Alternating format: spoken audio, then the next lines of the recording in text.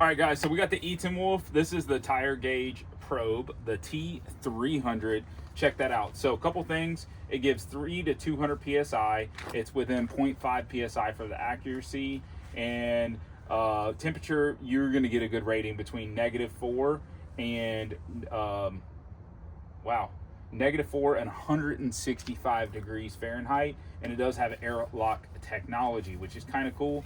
I don't really know what that means, but we're gonna go ahead and check it out. So inside the box, you have the batteries, you have the gauge, and you also have the user manual. So let's go ahead and crack it open here and see how it works. So we got our user manual, and I love a company that sends out batteries. That's super important, just knowing that they paid attention and know that you have to have batteries in order to make things work. So let's go ahead and see how to install the batteries. Right here on the bottom, so right here, you're gonna see this little spot. There's a little arrow. You're gonna pop that out, okay?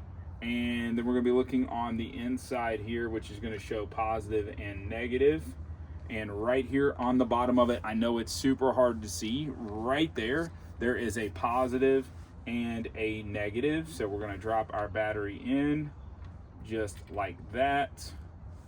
And negative, boom, like so. Drop this on, and there we have it with a little power. Super cool little aspect. You have a light that comes along with it, and then what you're going to do is you can change between, with the click of a button, bar, PSI, and KPA. So let's go ahead and put it over to PSI because that's what we're working with. And we got a big old tire here. We're going to do a quick check on to see how much. So just like that, dropping it to it, 51.4. These bad boys are beefy, carrying a whole lot of air in them. And let's go ahead and check it again.